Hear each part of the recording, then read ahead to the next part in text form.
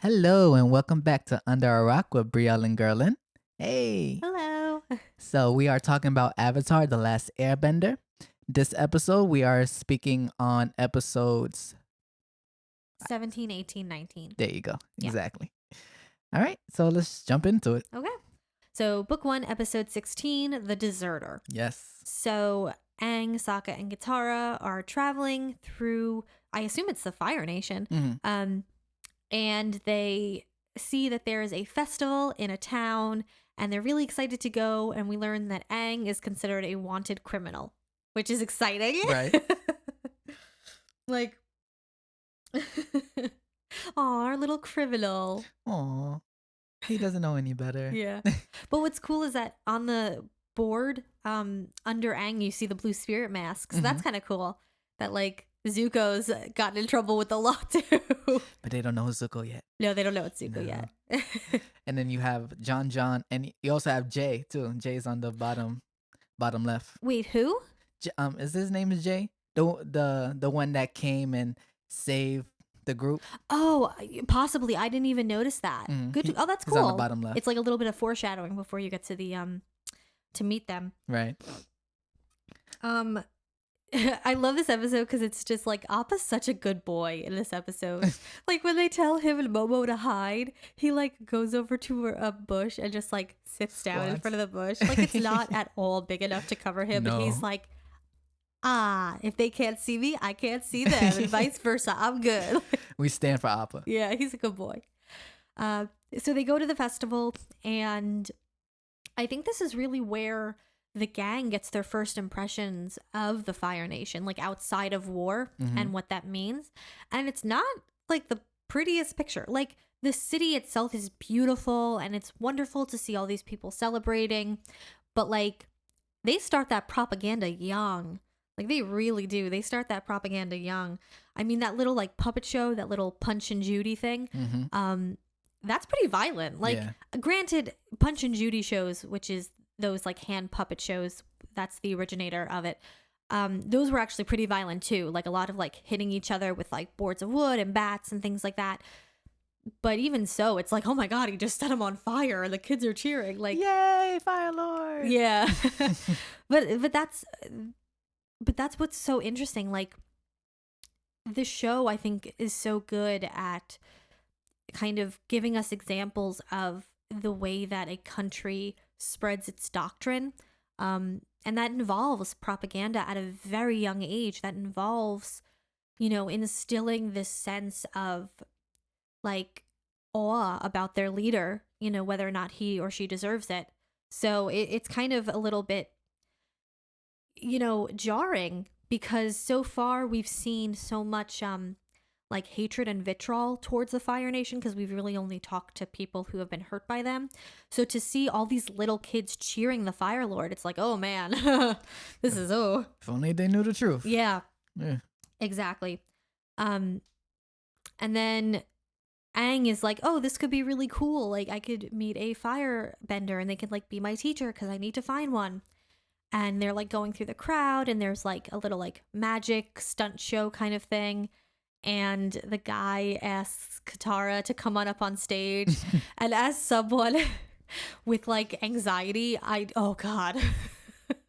I was like, ooh, oh no. Like I feel you, Katara. I feel bad for you.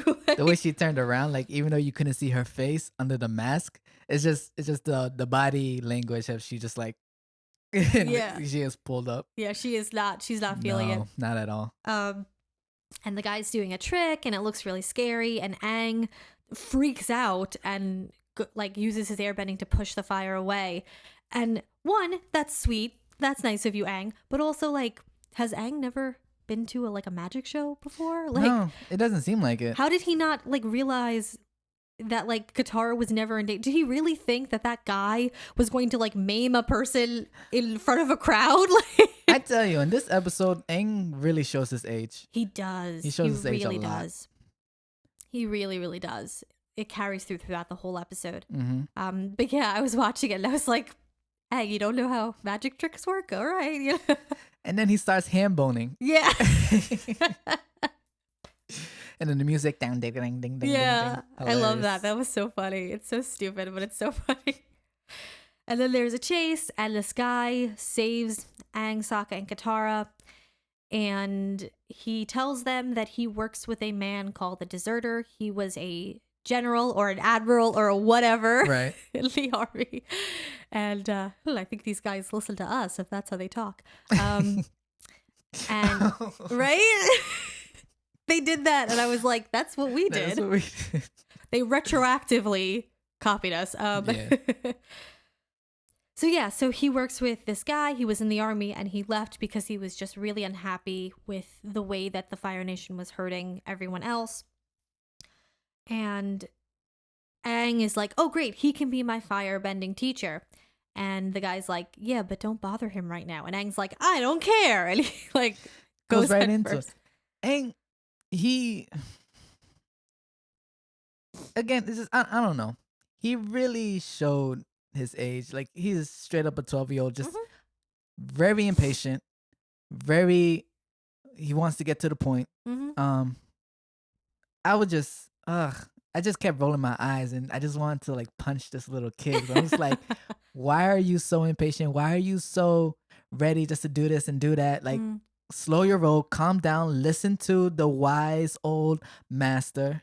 He's telling you to relax. It's telling you, it's just when John was telling Aang to breathe and be patient, and then Aang comes storming back into the tent, but like, I've been breathing for hours now, and John's like, you want to stop breathing? It's like, Aang, I just want to. Yeah. See, this is why I don't have kids, because I will lose my shit. But yeah, I mean, on one hand, I kind of understand because Aang is on a deadline, but it's also just, so I get that, but also it's just, he's a 12-year-old kid. He's impatient. In fact, I think impatience is one of his biggest like weaknesses, because this is not the first and it's not the last time that his impatience ends up like, screwing him over and hurting him. I think because he was so adept at airbending, he was made a spiritual master much earlier than a lot of other people, because he takes to other bending forms so quickly and so well. I think he might have a little bit of an inflated sense of self, which, like I said, it's understandable considering everything else. But right. I think he sees how good he is with airbending, and he sees how he's really getting good at waterbending. So he's probably like, oh, well, then earth and firebending is going to be easy too. I'll learn the basics real quick, and then I'll learn how to shoot fire blasts. Like, he doesn't realize that he needs to give time to each discipline. But unfortunately, he doesn't really have that time. No. I also think Zhang is very wise. He's an excellent firebender. He understands that fire comes from the breath, just like Iroh. But I do also think he is not the right teacher for Aang. He may be a good teacher, but he's just not the right teacher for Aang. And that's also where there's a communication clash. Right. I feel like if Zhang approached things differently, he might have gotten through to Aang better. But unfortunately, they were not meant to be teacher and student. No. And that's okay, I mean, not everybody's going to work together. Because I think with Zhang, he has such a pessimistic view of firebending. And again, it's understandable. He was in the army. He saw the devastation that fire can bring. But his viewpoint that fire is this crazy, uncontrollable thing, and it only brings pain, and it only brings destruction, and like it's not fun, it's hard. I think that's just not the way to get through to Aang. No. Aang needed someone who sees the light and the beauty and the life of fire, which he gets eventually. It happens, but I think that's another reason why like Zhang and Aang don't work. No. Definitely. I will say it's really funny that like Roku had to come in and be like, you will teach him. Stop being a jerk. Like that was even today. So as a kid when I watched this, that confused the heck out of me. Cause like, is this happening in real time? Like, is Aang aware of this happening? And still to this day, it's still a little confusing because obviously Aang had no idea that this happened because when John was like, "Yes, I will teach you firebending," Aang's just like, "You will? Great!" Like as if like he didn't know what happened. So, um, I feel as if it was kind of hinted that John didn't have everything together upstairs. I So mean, that's possible. I don't know if that was an illusion that he just had on his own or. I think it might have been very similar to what happens with Aang with Avatar Kyoshi later on, where like Roku embodies him. I guess it just in this particular instance, Aang kind of like blacked out for a second and then came to. I guess that might have been sense. what it was like. Because that's what it seemed like to me. Like Roku just embodied Aang really quick to say, "Hey, teach him, or I'm gonna mess you up." That makes sense. I didn't think about that. Yeah.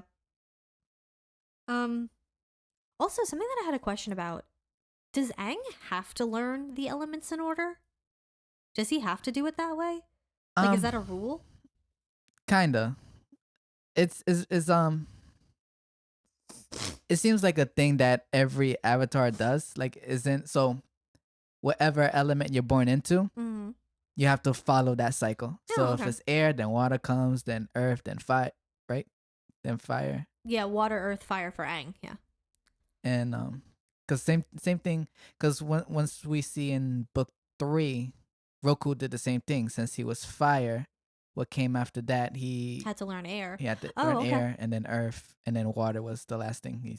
It just seems I don't know if it's like a set in stone rule, but they kind of make it seem as if it is. All right. No, I was just wondering, like, you know, Zhang said that, and I was like, is that like the rule? Does he have to do it that way? Because then it also makes sense why Aang wasn't good at firebending. Like, he couldn't, manage to figure it out because he wasn't literally ready to learn. Right. They even said that Zhang saw Aang walking into the camp and was like, "Oh, he's not ready." Like he just the way Aang walked, he was able to see that he doesn't have any discipline. He didn't master water. He didn't master earth. Yeah. So why is he here? Yeah. No. Zhang decides to teach Aang. He teaches him to breathe, and he tries to teach him to like keep the fire going in his hand. And Aang gets a little too cocky and starts playing and messing around, which he shouldn't be doing. And he burns Katara. He burns Katara, and it's not a good time. No. And Sokka, Sokka was ready to really. He was mad. He was ready to like beat up Aang. He was not messing around. He was not playing around. He was ready to kill that kid. Like which like that's good brother. That's good brother dynamics. But like, oh man. And I think, that whole situation, I think really taught Aang the danger that his impatience causes. Right. Again, it's not like it doesn't really stick that hard, but I think seeing Katara, someone that he cares so deeply about, in pain caused by him, I think was a bit of a wake-up call. That like, this isn't fun and games, Aang. We're really in this. This is serious, But if one good thing comes out of it, Katara learns that she has healing abilities, right? Which is really, really cool. And she's able to fix her hands so that they're not burnt anymore. So that's cool.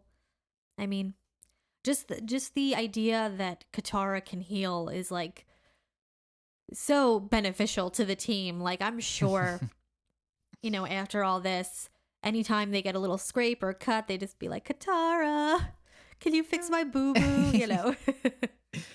I remember that moment really sticking out to me.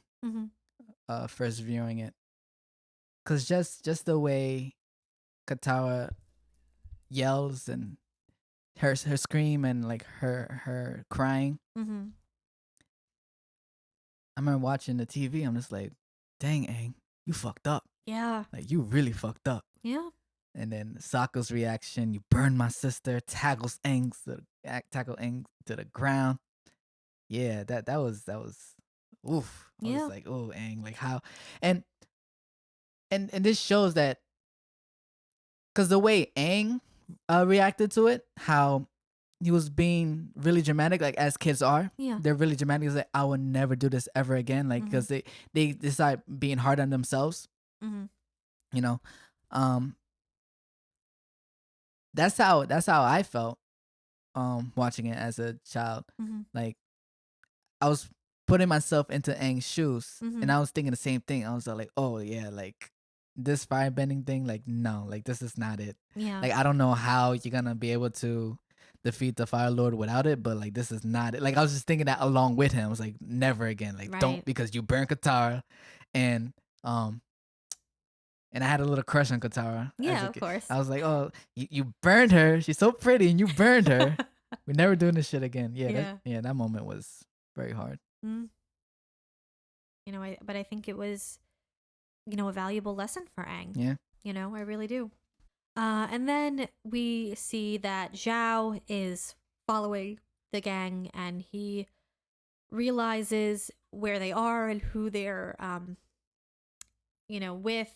And I just want to mention a quote. So Zhao, I believe, is talking to Zhang, and Zhang's like, oh, well, he's the Avatar. Like, you have to, you know, treat him, you know, more cautiously.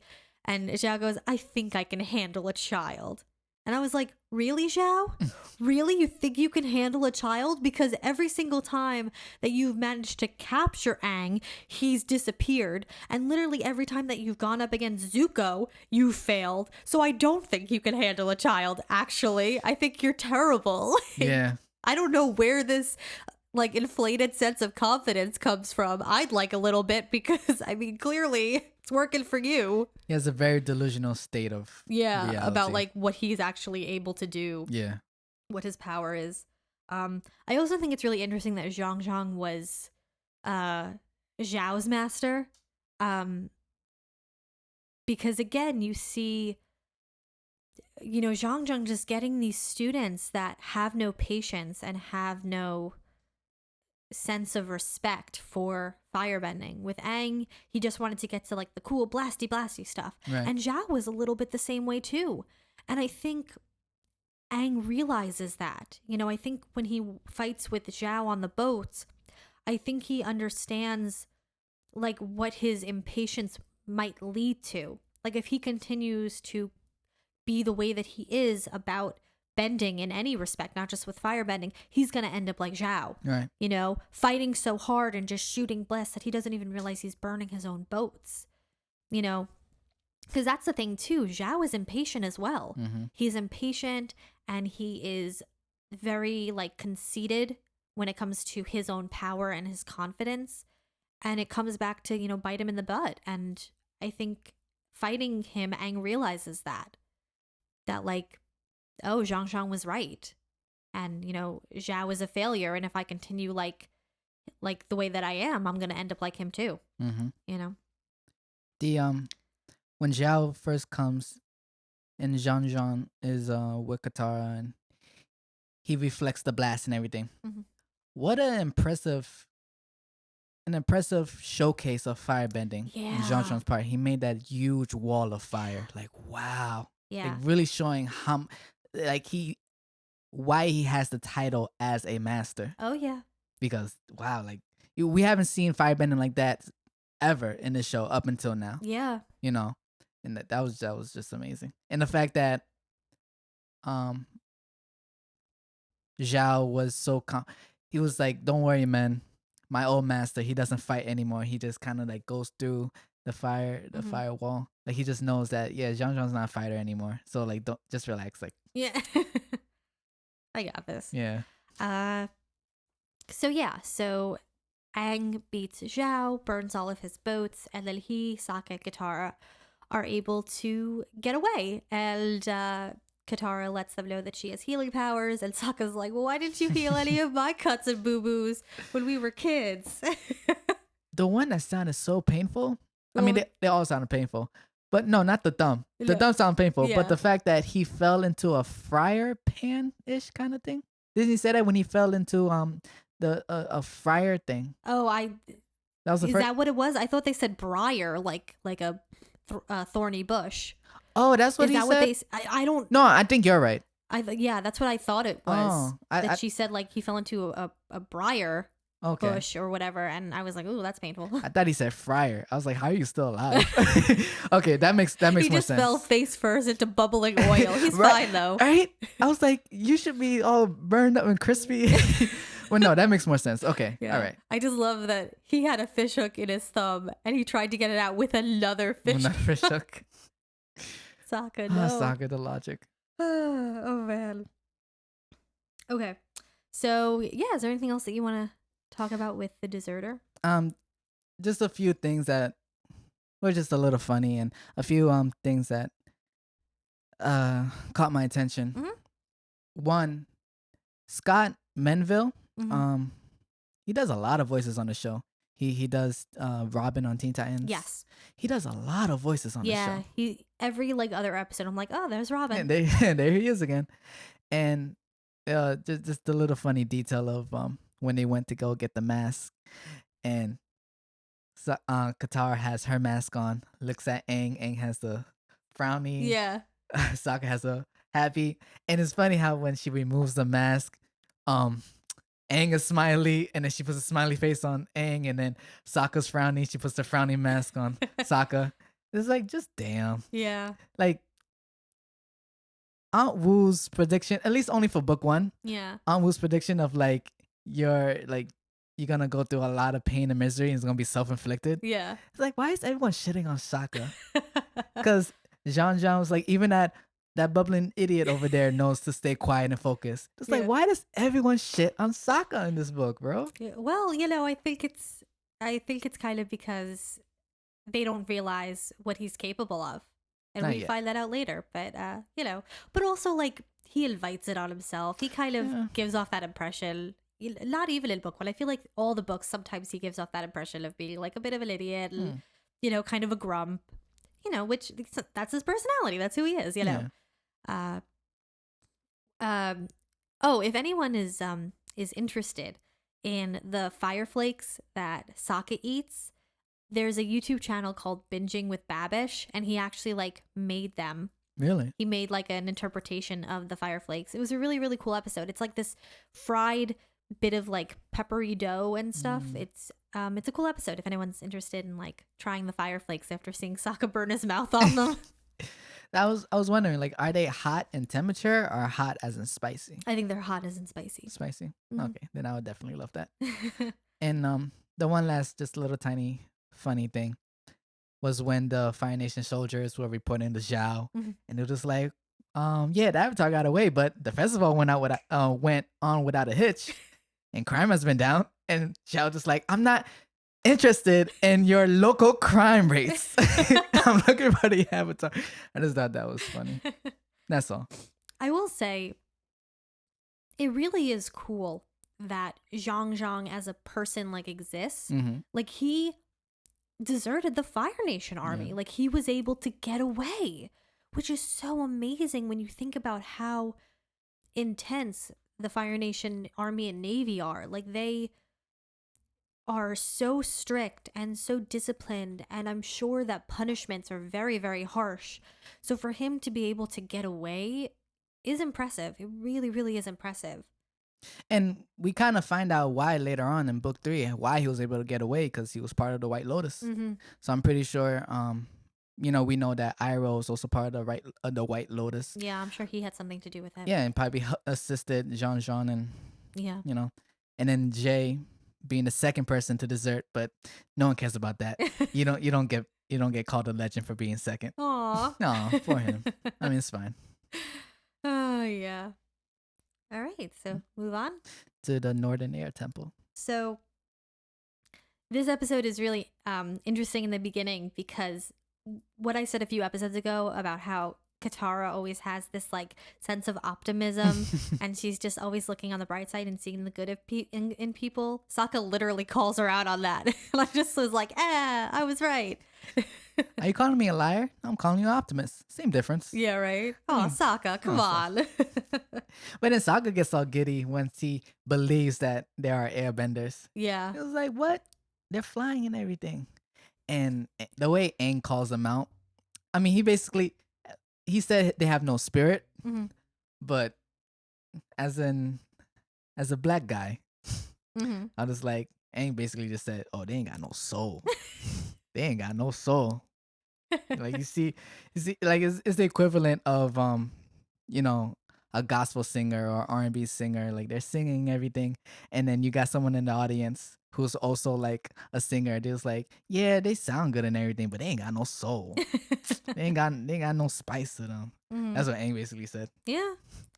So basically, they come to the Northern Air Temple and they see that it's populated with a bunch of different people who are flying around and having fun. And we meet Teo. Yeah. And Teo is literally so cute. He's like a little angel baby. I love him so much. He's a good and pure and wholesome little boy. I love him. I love Teo. Um, and what's so great about this show, and we see it later with Toph, is the show does such a good job of handling disabilities. Mm.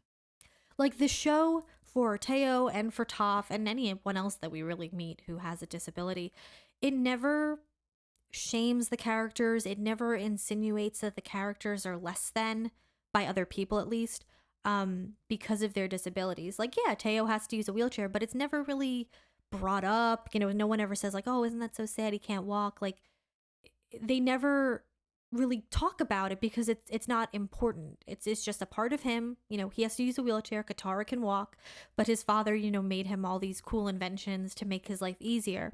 And I just really like the way that the show handles disabilities, Right. you know? And then later on with Toph is just like really well done. So I just wanted to say that. I think that the show has really good representation for disabilities. I mean, granted, I don't have a disability, so if someone who does watches the show and doesn't like the representation or thinks that they're doing it wrong or bad, that is totally valid and they're allowed, you know, to have that opinion. But Right. I guess from an outside perspective, I just really like the way that they handle that. And I agree with you. Mhm. They show that just because you have this disability, that doesn't, like you said, doesn't make you any less of a person. Mhm. If anything, it makes you unique. Mhm. And they kind of give off the message of,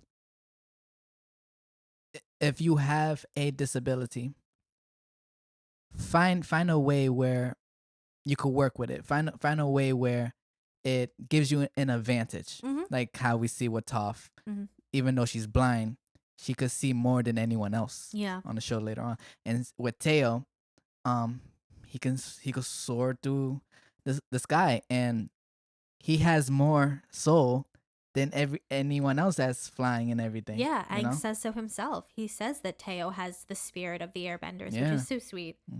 Mm. Yeah, and we learned that Teo and his like family and all the people that he's with were refugees from the Fire Nation, and they found this abandoned air temple and they kind of made it their home. And we meet his father, the mechanist. What is up with that dude's eyebrows? They all got like charred off. Yeah, they're so funny looking. Like, what is up with his eyebrows? And we kind of get to see how like creative and intelligent the mechanist is for like building all these like elevators and like steam, you know, chutes and you know, not teaching everybody, but like inventing the glider so that everybody can fly. They don't need to have airbending to do it. And it is really impressive. It is. Like just the amount of, you know, skill and creativity that the mechanist has. And we get to see Sokka really come into his own in this episode, and I love that. Like, the mechanist calls Sokka a genius, and he's absolutely right. Sokka is a genius. Yes, he is. He is so smart in so many interesting ways, and his creativity, his practicality, like he just really shines in this episode, and I just love that. I really love that because I think this is the moment that the shift happens with Sokka, where like before this he was kind of seen as like the dumb comic relief, you know, oh, he's an idiot. Right. But after this, I feel like everyone really acknowledges how smart he is. Like, yeah, he still has his stupid moments. He has plenty of them. And he's still the comic relief, which is great. But I feel like nobody underestimates him anymore after that, except for like the villains. Well, not even, honestly, for certain villains. Which is great. Like, I'm just really happy that we get to see how intelligent and capable Sokka is. I love Sokka. And Katara is still kind of underestimate Sims, but that's just sibling Yeah, stuff. that's just being a sister. Like she even gave him some credit when they talked about the lid on the hot air balloon. She was Yeah. like, "That's actually kind of smart." Yeah. You know? I love that like Sokka literally invents a carbon monoxide detector. Like Rotten like eggs. yeah, like it's a primitive design, but that's what a carbon monoxide detector does. Like Right. it lets you know when it's out, and it's like the carbon monoxide is like odorless and colorless. You can't see it, so that's kind of cool. Mm-hmm. Yeah. So basically, Aang goes through the temple and he sees what happened to it through the mechanist, like what the mechanist did, where he put all these pipes in the walls and he's like inventing all these like pulleys and levers and things. And he is understandably upset because his home, well, maybe not his exact home, but his home has been kind of destroyed in the pursuit of this technology. And I really want to talk about that because I feel like this episode, while I do like the message that it gives at the end, I feel like this episode is really dismissive of Aang's feelings and his anger and his grief. Because, and this is me, I guess, projecting a little bit, but as a Jewish person, as a person who is from a culture that has been continually beaten down and, you know, kind of picked away at, as someone from a culture who, as someone from a people whose culture has been continually stolen and destroyed and hidden, the fact that nobody really cares that the mechanist has destroyed this sacred place really bothers me. Like, I understand that it might be a little too dark for a kid's show to really get into that, but the mechanist, like, pushed pipes through this beautiful artwork, and he's making ugly black steam come out of statues, and he literally in a temple is creating weapons for the very nation that destroyed the people who used that temple. Like, and I'm sure other people from marginalized cultures may agree with me or feel the same way, but like, as someone who, there are still artifacts within the Jewish culture that are gone and lost because the Nazis took them and destroyed them. The Vatican in Rome has menorahs, and they're not giving them back anytime soon. You know, they've claimed them as, you know, historical artifacts, but we can't get them. You know, so for Aang to be a little sad, a little upset, and then just, move on, I'm good. Like, again, I understand that, like, to really get into it might be a little too dark for a kid's show or a little too deep. It just bothers me that no one acknowledges that no one really says to the mechanist, hey, what you did is wrong. And maybe I'm misremembering, but I don't think the mechanist ever apologizes. Like, I think he says, like, oh, I should never have made those Fire Nation weapons, and oh, that was a mistake, I'm sorry, Teo. But, like, I don't think he ever apologizes to Aang for what he did to Aang's culture. And, like, on one hand, I understand where the mechanist is coming from. He comes to this temple, this, you know, Northern Air Temple. No one's there. No one's been there for at least 60 years. And as far as he knows, no one is coming back. I also doubt that he had any education about the Airbenders. It's not like the Fire Nation would destroy them and then be like, oh, and here's all about their culture. So he might not have even known. I mean, he when he tells the story of coming to the temple, it reads very much like someone like discovering hieroglyphics. Like, they just don't know anything about the culture. So I understand him maybe not understanding the importance of those pieces of art or the temple. But I can't help but think, if I went somewhere that was deserted and I saw all these beautiful pieces of art depicting people in robes, and I found this door that was like locked and could only be opened by airbending, and like, I don't know, maybe I'd think twice about just shoving pipes through the walls. Like, maybe I'd be a little more cautious, and maybe I'd think, hey, maybe it's important to not destroy these pieces of art. Like, maybe I'm crazy, but So yeah, this episode just like, it really like rubs me the wrong way with the way that that particular plot point is handled. You know? Well, Maybe I'm just being sensitive. Maybe I'm no, projecting, but hey, you have all the rights to feel the way you do. mhm, Um, this is going a little bit more into philosophy right now, mhm. but as people, as humans, we are naturally selfish, Yeah. like just by nature. So, you asking like, there's this door that I can't open. Maybe I should stay away from it. I'm pretty sure he's not thinking that because all he's thinking is, I just lost my wife. Mm. Um, my infant son has been severely injured. Mm. I have no home. I'm just here with all these people, and I just stumble upon a place that can potentially be our new home. He's not thinking, oh, where. Uh, I did pick up on that when he said he came and no one was home. In the back of my head, rewatching it now, Mhm. obviously not as a kid, but rewatching it now, in the back of my head, I was like, were there not any skeletons around? Because they were at the Southern Air Temple. I guess not. That's a little iffy. Or if they were, I mean, they're Probably- skeletons, so it's got to be at least like a long time for them to be skeletons and not like human bodies anymore. Right. So I'm pretty sure like it just didn't cross his mind because just like, well, they're gone and we're suffering. Hmm. So he does. Him and Aang kind of do have a back and forth, and I do believe it's probably like what you were wanting more of. Yeah.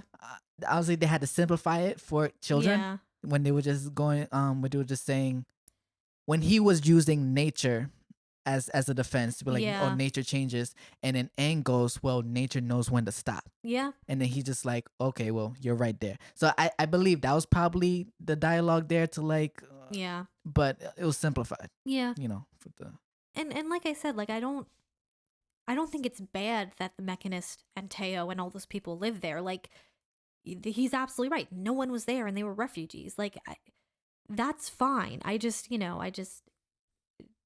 the casual desecration of Aang's culture just bothers me in this episode. I understand. Yeah. And I just wanted to talk about it. Like I said, I mean, there's nothing to be done about it now. The show is 10 years old, and Yeah. but yeah, it just bothered me as the person who I am. I mean, it's definitely a lot.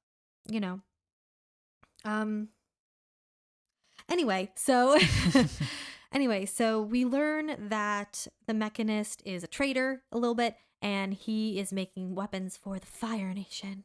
Dun dun dun. Ooh, Dun dun dun. big reveal. Yeah, and Teo is understandably upset, and the Mechanist, seeing what his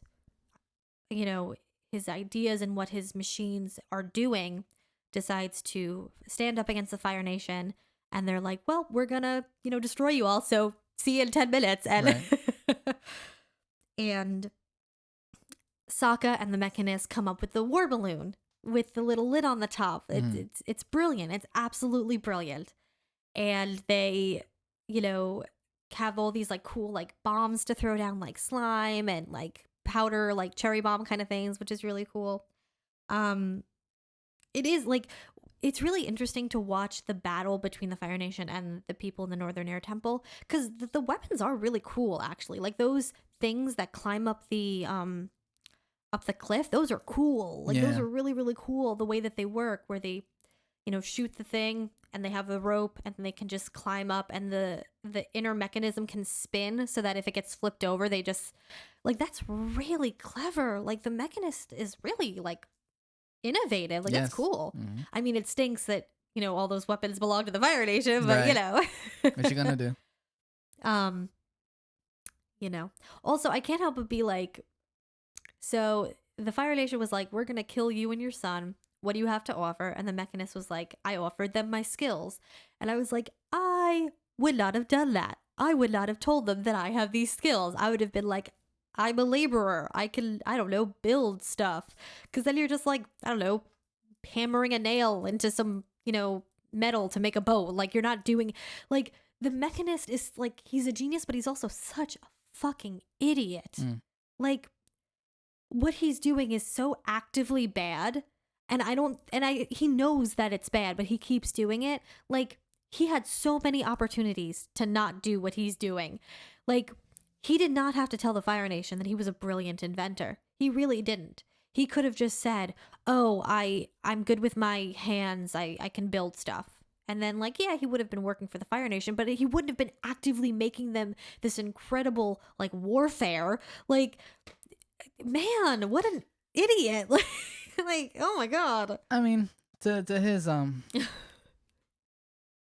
his defense, it was probably like a life or death situation. Yeah, he might not have been like thinking clearly. Off the dome, he was just like, I could create for you guys, because he was just probably just really afraid for Teo and his people didn't want to die.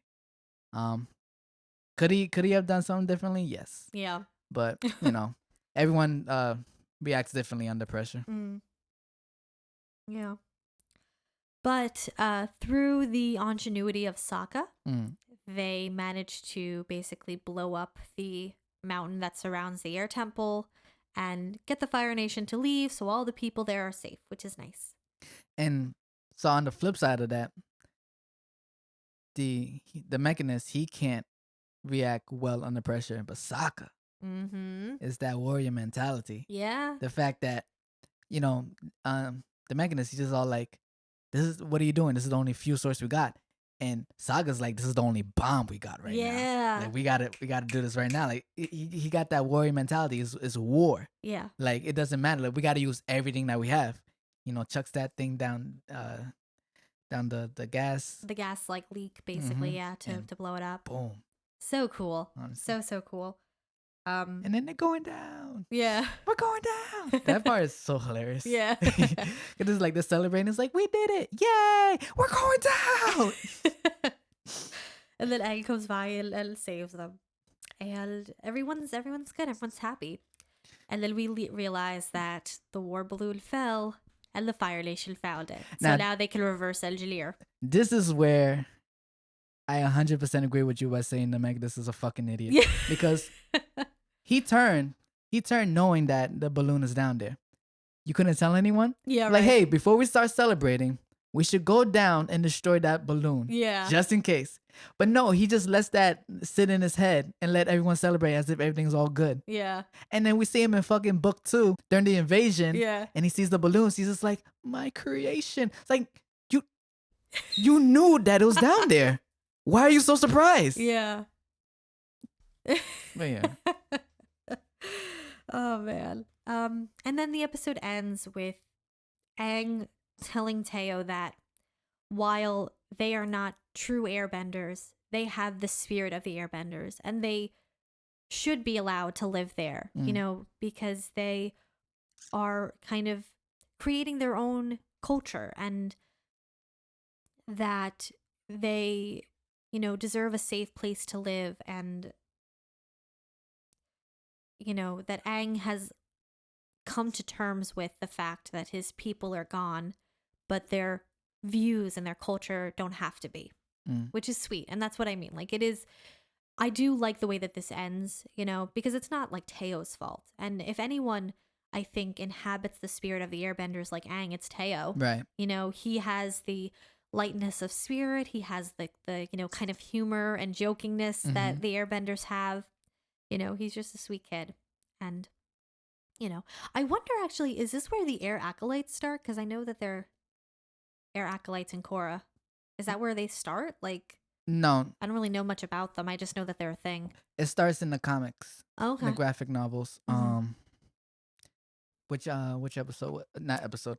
It was the graphic novel where we I think it was Smoke and Mirrors or something like that. That was the name of it. It was surrounded by a spirit and Avatar Yang Chen. Yang Chen, if I pronounced that correctly. Yeah, Yang Chen. And we see these air acolytes and Aang basically, well, maybe there's not, I'm sorry. That's not the graphic novel where we're introduced into them. We're introduced to them in the earlier one, but in this one, Aang takes them under his wing and shows them the way of the Air Nation and Oh, the cool. Airbenders uh by celebrating Yang Ching Festival, Mhm.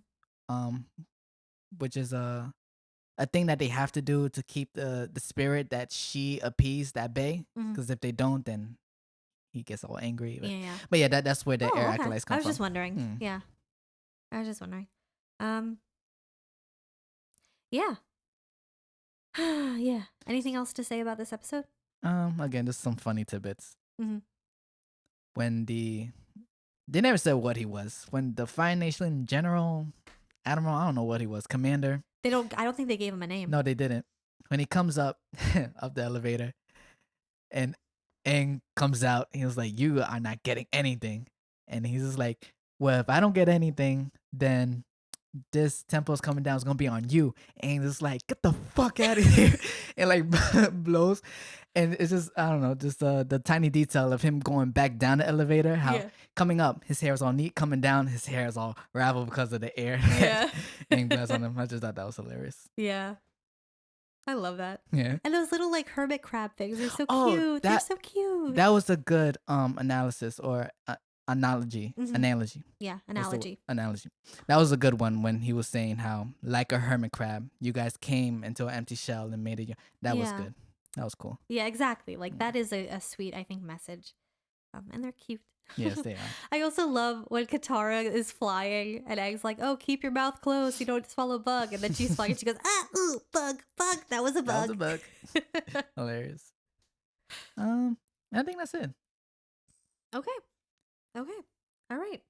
And now we're finally here. Yeah. The North Pole. Yeah. We're at the Northern Water Tribe.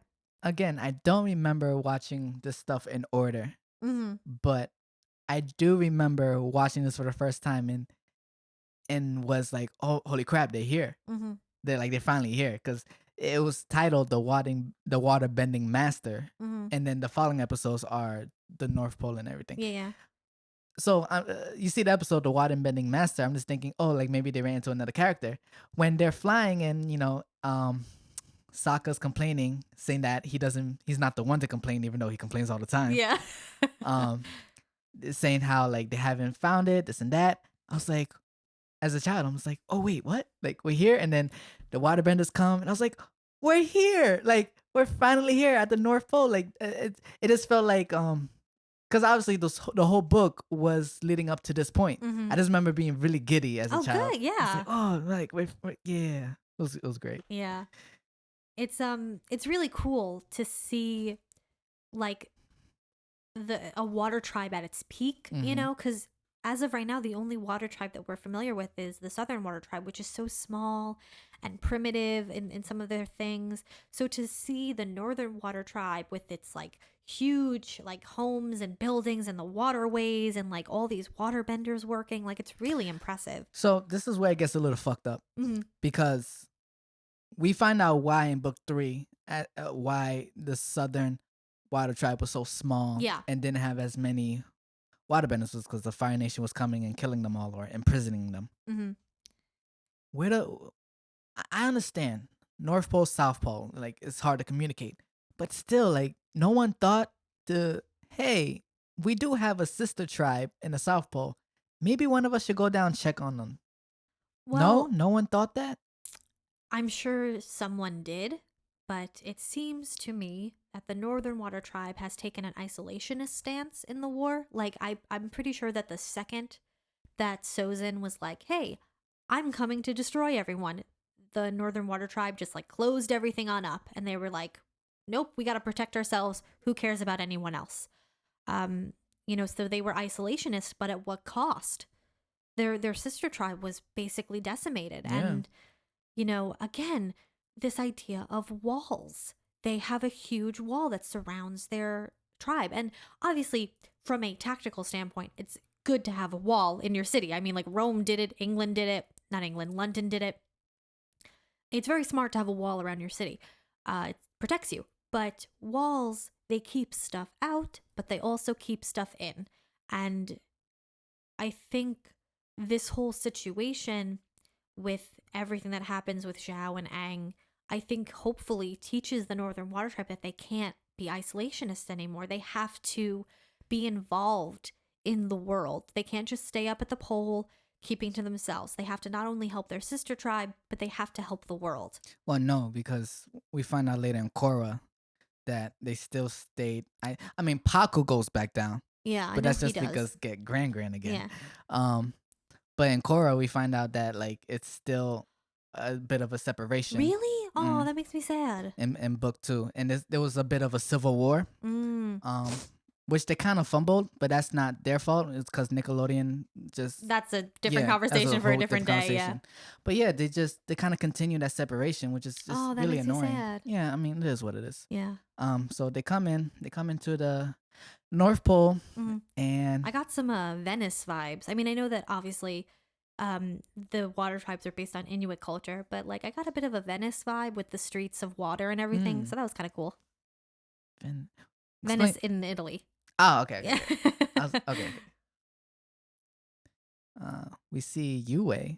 Yeah. And Sokka sees Yue. She's so pretty. So aloof, Sokka. Just so aloof. Like, yeah, he really is so aloof and cool with everything. Right. If anything, she was the one that was aloof. Yeah. But yeah, so Katara and Aang come to the water tribe and they give them a feast and they like welcome them. And Aang meets Paku, who's going to be his waterbending master. And Aang says, "Great, can you teach my friend?" And Paku says yes. And then the next day, when Aang brings Katara, Paku says no, because in the laws of the Northern Water Tribe, women cannot waterbend. They can only use their waterbending for healing. And Katara is notably very upset. Like, just you know. She's probably fed up. She's like, this is still my arc. I still have to deal with sexism. Yeah, right. Like, wait, I didn't solve that with my brother? Yeah. The thing that's so interesting to me is like, how did this sexism come to be? Because as far as we can see with the other nations, there doesn't seem to be much sexism. I mean, I know that in the Fire Nation, anyone could be in the army because they just needed bodies. And I mean, as far as we can see, we've seen earthbenders who are women. Like, I think in the episode with Haru, there were women on that barge who were earthbenders. Yes. I don't know if there were in Aang's flashbacks any female airbenders, but Yang Chen was an airbender and there didn't seem to be any issue with that. So I just wonder why the Water Tribe has this weird like sexism in it. Like, why, when no other nation seems to have that particular kind of like issue, I wonder why the Water Tribe does. And when you think about bending and the Avatar, Korra cannot have been the first female waterbender Avatar. Like, there were hundreds and hundreds of avatars. She cannot have been the first female waterbender one. So like, what did they do? What did they do when that woman popped up? Like, were they just like, we'll teach you healing, but anything else, you're SOL. Like, sorry. Like, you know, I just like, it's such a weird thing to exist, you know? Yeah. You know, it's just weird. I mean, I guess sexism can evolve anywhere. But it's just weird to me that like no other nation has this issue except the Northern Water Tribe. Not even the Southern Water Tribe, the Northern Water Tribe. Okay, and maybe that's the isolation that like does it. It has to be because that's why Gran left to the Southern Water Tribe, because it seems like the way they write the Northern Water Tribe is like they're very prissy and they got their nose up in the air with everything and very traditional. Yeah. And I guess the traditional thing is that women stay home, cook and clean, while the men, they go out and they hunt and they everything. Fight and, So in this case, it's just like the men, we do the fighting, waterbending. The woman, if you're a waterbender, you heal. That just seems to... Yeah. Which, not to knock healing. I mean, it's super important, and Katara uses it throughout the series, like not knocking Yugoda and her healing skills, because she's obviously knows what she's talking about. Right. The other thing is like Gran couldn't have said something. Like, Katara told Gran that they were going to the Northern Water Tribe and she was going to find a waterbending teacher. And Gran was like, okay, bye, have fun. Like, she didn't bother telling Katara, like, hey, when I was there 60 years ago, they didn't let women waterbend. It might be different. Hopefully it's different, but I'm just warning you that there may be some remnants of that. Like, she didn't bother to tell Katara that. Thanks, Gran. Like, thanks for the heads up. Probably something that, like, maybe the writers didn't think of it. Yeah. But plot still, convenience. like, I don't know. but like, you could have warned her. Damn. Meanwhile, while all this is happening, Zhao realizes that Aang is in the Northern Water Tribe, so he basically takes control of Zuko's crew, and he heads up to the Northern Water Tribe, and Iroh is left alone with Zuko. And he's like, Zuko, do you want to go take a walk? Zuko doesn't respond, and he goes, fine. Or you could just sit in your room and mope and be upset and like sit in the dark. Which is such a teenager thing. I could not get over it. Because, like, I don't know how many times my, like, mom or my dad would, like, come into my room and be like, hey, Brielle, do you want, like, dinner? Like, we made dinner. And I would be like, no, I'm in a funk. And they'd be like, okay, fine, be miserable, bye. Like, I don't miss those days at all. yeah. Grow up fast, kids. Yeah, right. No, don't grow up Don't fast. grow up fast. Enjoy your childhood. I just thought that was funny. I think that the way that the writers write the interactions between the adults and the kids and the adults and the teenagers is just really funny sometimes. But yeah, so Paku says he won't teach Katara, and Aang is literally willing to not be taught, which, like, Aang is Katara's #1 fan. Like, let me say, he's a good boy. He was like, well, if you won't teach Katara, then you won't teach me. Get those brownie points. Yeah, but Katara is like, no, he has to learn, and she's willing to kind of, I think, swallow her pride a little bit to just go learn healing. And then basically Katara challenges Paku to a duel, and she just goes feral, and I love that. I absolutely love that. I was like, yes, Katara, go crazy. And this is the first time we see a waterbender going against a waterbender. Yeah. And the action is amazing. And you could just see that how much the evolution of Katara is amazing. From where we started in the book to where she is now. You know, she started off by freezing Sokka when she was trying to, like, freeze the accidentally freezing him. Yeah, you know, like she has to, like, turn around, close her eyes, and swipe the water for it to go. Now she's over here in another the North Pole, doing flips, acrobats, sending frozen disc at Paco and everything, and she does this is not the one she does the octopus. No. She's not there yet, but she's just so resourceful. It's like, damn, Katara, like, she has really been practicing while they were traveling. Like, you could tell it shows. Yeah. You know? I also think just from, like, it's just like a really small thing, but Katara standing on that, like, pole and, like, freezing her feet in their stance is so smart, because you got to have a good, strong foundation to do anything. So, like, I just was like, and when she did that, I was like, oh, it's on. Like, she was ready. She was not messing around. And just her cry of, like, you can't knock me down. And then everyone is just like, yeah. But that just goes to show you that you questioning, where did this idea of women do this and men do this come from? But we have people cheering on Katara. Yeah. And, like, some are men, some are women. Yeah. So just, like, not everyone obviously believes in this. Way. Yeah. I'm sure plenty of people do not like that that's the way that the Northern Water Tribe is run. Right. And I assume the only reason that they haven't left is because it's safer to stay. But then Paku beats Katara. Yeah. And he finds her necklace, which was Kana's necklace, Gran-Gran's necklace. And he realizes that his point of view, the way that women are treated in the Northern Water Tribe, is what made her leave him. And so he decides to teach Katara how to waterbend, which is really great.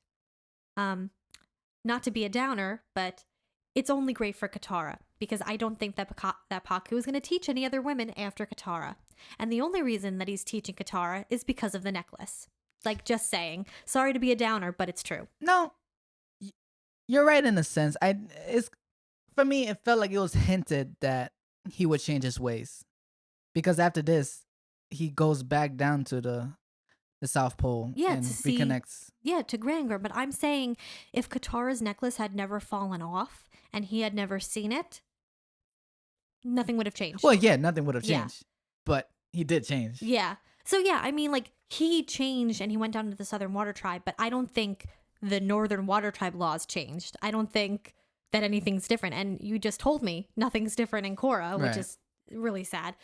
So, like, yay for Katara, but also, like, the only reason that Paku is even teaching her is because of the necklace. It has nothing to do with her skills, which is a little, like, depressing. Because, like, it should have been her skills that changed his mind, not The Gran fact that Gran. right, Yeah. that is true. Also, Gran dodged a bullet. Like, good job. Like, dodged a bullet. In Korra, when I said nothing changed, like the relationship between North and South, Mm-hmm. those ideas kind of go away because there is they're twins. One's a guy, one's a girl, and they're both Oh, okay. strong waterbenders. So I guess that part changed. Okay. But just the relationship between the North and the South, that hasn't changed. Okay, I see. All Mm. right. Well, yeah. So that little plot point is like all nice and awesome and great, and Katara learns from a waterbending master, which is good, which is what she and Aang need. Mm-hmm. Meanwhile, Sokka is like being all Casanova Cupid with Yue, and he is the opposite of aloof. You know, He is so cute. in my tribe, I'm a bit of a prince myself, and Katara's commentary. A prince of what? Oh, I'm sorry, Prince Sokka. Continue your conversation. Yeah. You know, it's just so cute. Mhm.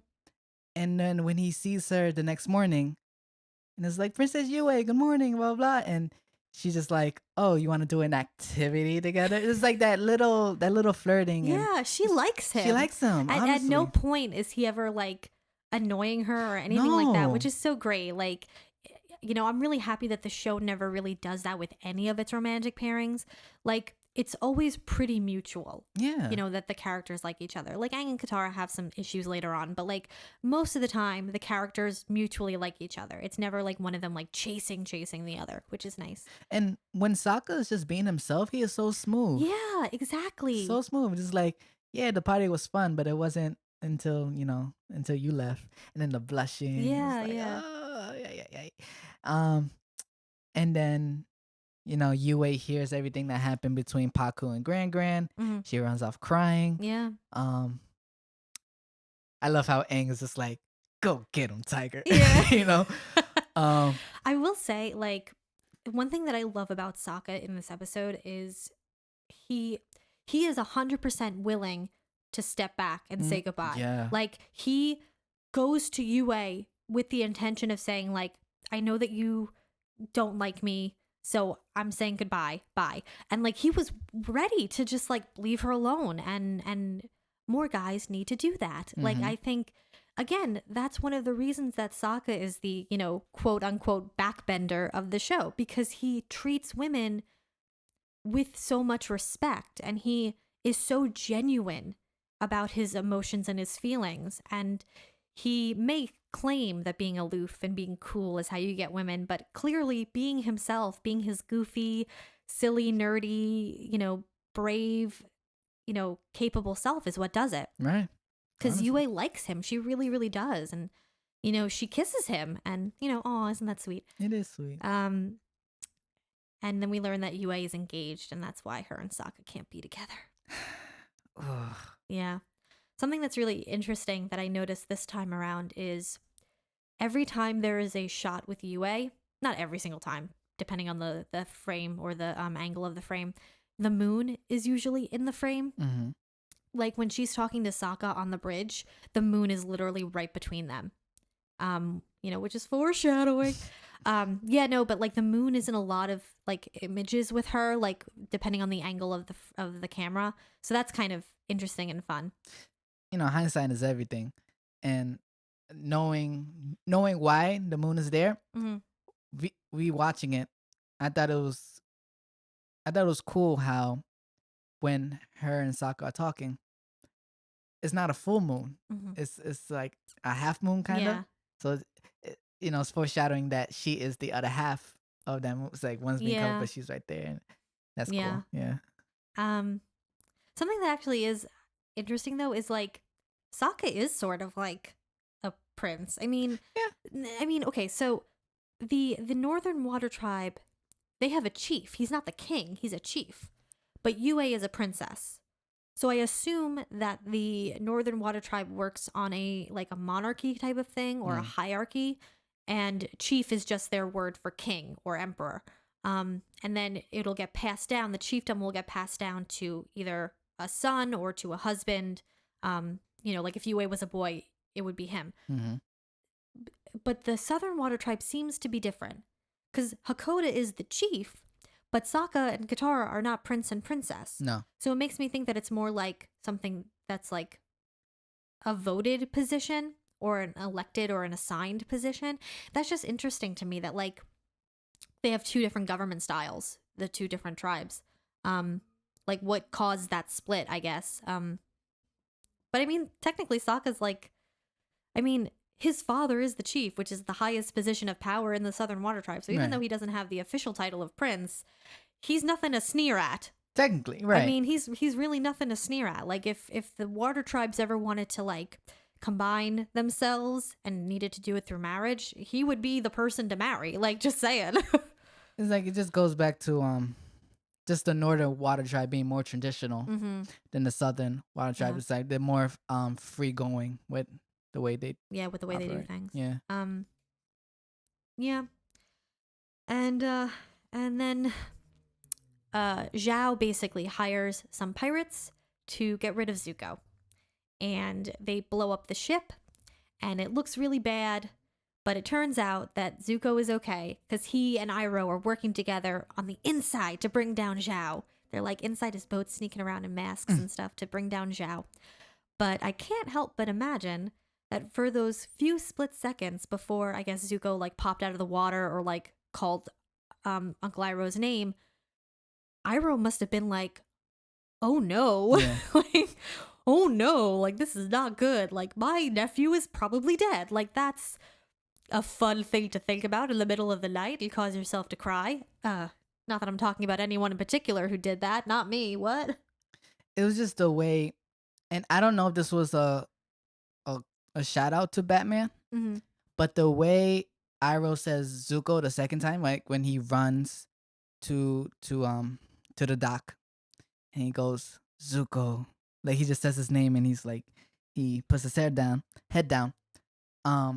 Batman does that in the animated series, not Batman the animated series, but in a animated series. I think it was Justice League. Okay. How whenever he loses a Robin, he kind of repeats their name. Aww.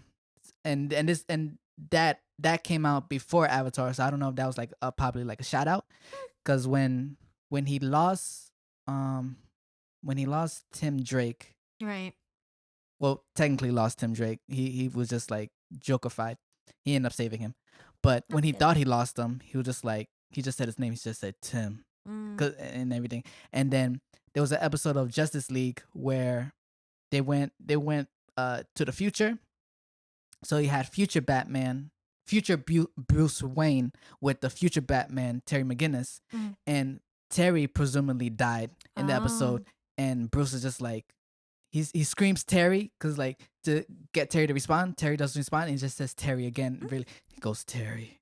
So I don't know if having Iroh do Zuko and then Zuko was like a call out to Batman. I mean, it could have been. I mean, how would I know?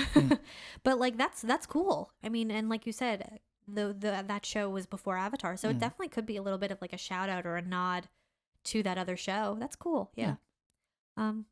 But yeah, that must have been sad. But it's okay because Zuko's fine. He's alive, guys. He's alive, and he's teamed up with Iroh to kind of infiltrate Zhao's plan to attack the Northern Water Tribe. But we don't see what happens because that's the next episode. Yeah.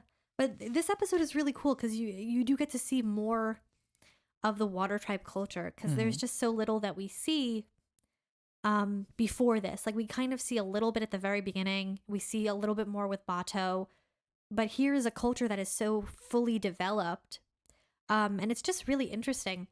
Although I do have a question, like, are there no coastal, like, water tribes? Like, I know later on we find out about the swamp benders, but, like, nobody really knows about them, so I don't necessarily count them as, like, a tribe. But, like, I understand why the water tribes are in the poles. They are surrounded by water, surrounded by snow. That seems like a pretty good place to be, and they're based on Inuit culture, so that makes sense. But, like, what if you're a waterbender who doesn't like the cold? What are you supposed to do? Like, you just have to deal with it? Basically. Like, I don't understand why there's no, like, coastal tribes along, like, the edge of the Earth Kingdom, especially because, like, the trip from the north to the south is a pretty long trip, and there's no in-between spot to just, like, pause. Like, that just seems like bad planning on my part. Like, for a waterbender to go from the north to the south and only be able to, like, go to either Fire Nation places or earthbending places to, like, refuel or sleep for the night, it seems like, you know, bad planning. I feel like there should be some kind of water tribe outpost or something, especially because, like, historically civilizations start around water, like Mesopotamia and the Indus River Valley. So the fact that there are no, like, inland water tribes around a lake or around a river or something is just really weird to me. I mean, I guess simplification, it's just easier to have these two as the water tribes. This is Earth Nation, this is Earth Kingdom, this is Fire Nation, done. Right. Like, for simplification. But, like, thinking, like, historically, there probably should be water tribes that are more inland or on, like, a beach or something. Well, they could be, because there is that ancient Fire Nation tribe that completely isolated themselves from the war and everything. So they could be a water one. I mean, I guess so. That's possible, but I'm just saying, like, it's just interesting to me that, like, you know, that the show did it that way. Like, yeah, again, I see that it just makes things easier to have, like, everything separated. But, you know, speaking historically, there would probably be some kind of water tribe in the Earth Kingdom somewhere, you know, like by a river or a big lake or something. Yeah. Makes sense. Yeah. But, you know, these episodes are really cool, and there's a lot of lead up, and you know that it's coming, and you know that stuff is about to go down. Yeah. Ooh, so then we see it. We see Zhao and Iroh, and Zhao's just like, all right, I got my army. Set sail for the North Pole. And just the shot of Zhao's ship starting up the engines, the fire, and then you just see this big ass fleet. Everyone follows. And it's like, you just know, next episode, get ready. Yeah. Get ready. It's really amazing because we see earlier in the season, we see, like, how powerful the Fire Nation is, but we only see, like, little bits and pieces. Like, we see how large Zhao's ships are compared to Zuko's, and we see, like, the blockade and everything. But I think this is the first moment that we really see how truly powerful and big the Fire Nation is. Like, there are so many boats in that fleet, and they are all huge, huge boats. Like, it's really daunting. Like, it's really crazy to see that and be like, oh man, this is not going to be good. Like, you know. But yeah. All right. Yeah. Do you have any more notes on this episode?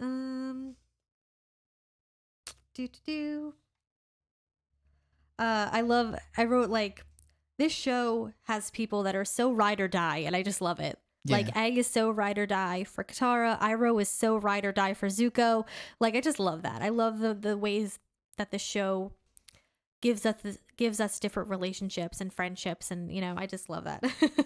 And Aang is also very ride or die for Appa. Yeah. Oh yeah. When Sokka in the beginning is like, "Can Appa fly any higher?"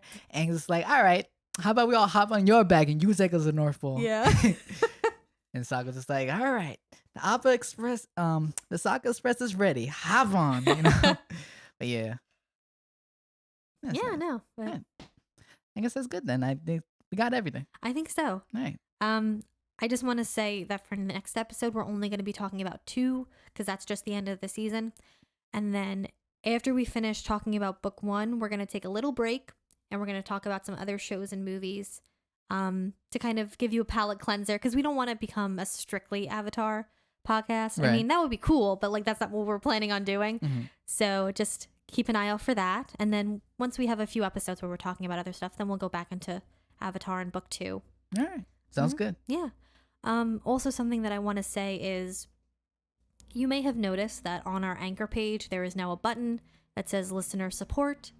So if you have the means and the will to do so, please donate. You do not have to at all. You really don't. We do this for fun. We don't do this for money. No.